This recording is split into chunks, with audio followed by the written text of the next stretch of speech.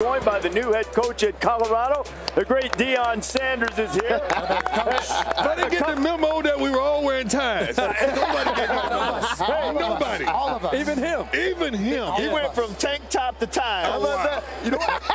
Deion is here scouting. You're starting your season with TCU next year. Oh, you know? wow. Well, maybe. That may change. Oh, it may change.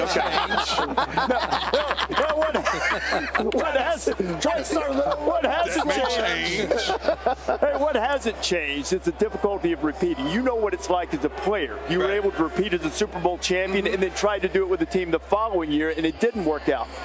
How difficult is that? Why is it difficult? It's not easy. It's very difficult because you have new guys coming in. The main thing is you want those guys that you're counting on to be the guys that you're counting on.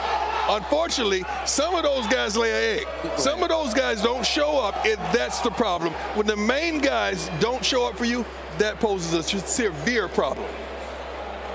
Well, you know, relief syndrome is sort of a human condition that we all have when we have success, and success is not a continuum, it's momentary. So how do you get people, as you say, everyone to refocus and recenter and do the things they need to do to continue to face the challenges? Because when you win a championship, you become the target.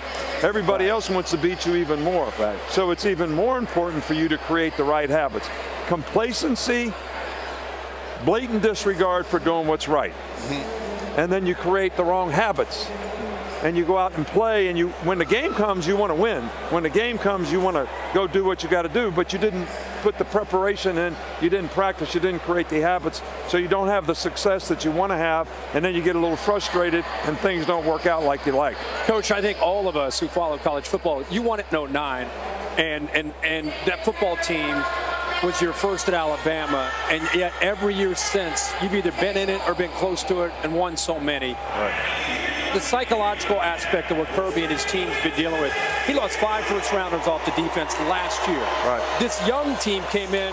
His selling point to them was what you heard from A.J. McCarron. You haven't done anything yet. That was the guys that are in the NFL now, and they really bought into that. Do you have to play kind of psychological warfare with the guys to get them ready that second year? There's no question about it.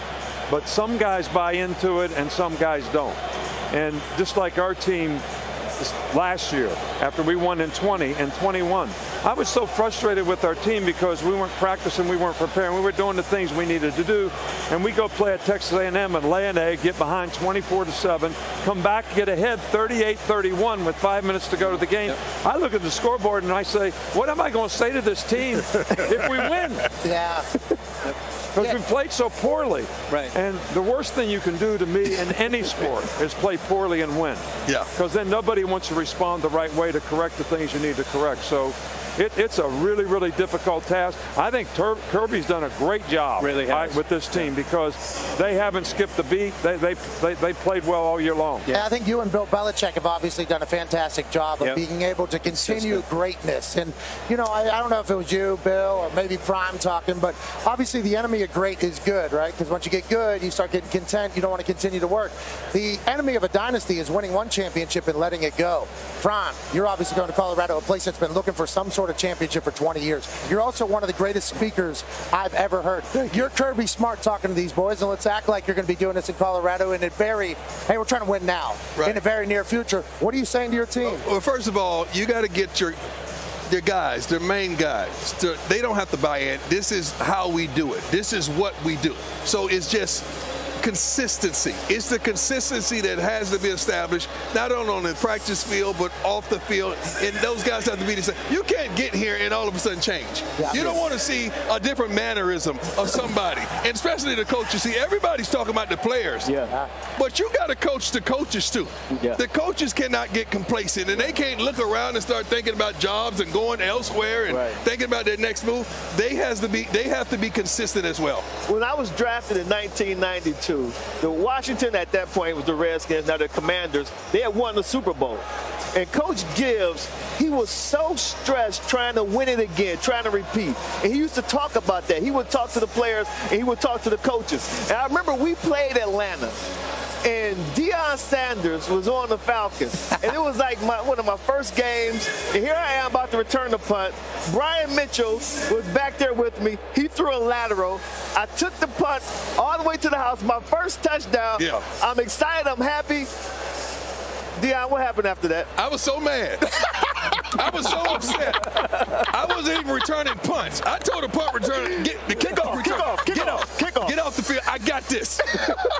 I took it to the house and looked over at Desmond and said, what? What? That's the pressure of trying to repeat, baby. You know what I mean? That is crazy. He took it personal. That's awesome. Deion, That's a great to have you with us. And Thank you. if you decide that the TCU-Colorado game's not happening, let us know first. Arizona State may happen. That's what I'm saying. All right, all we need is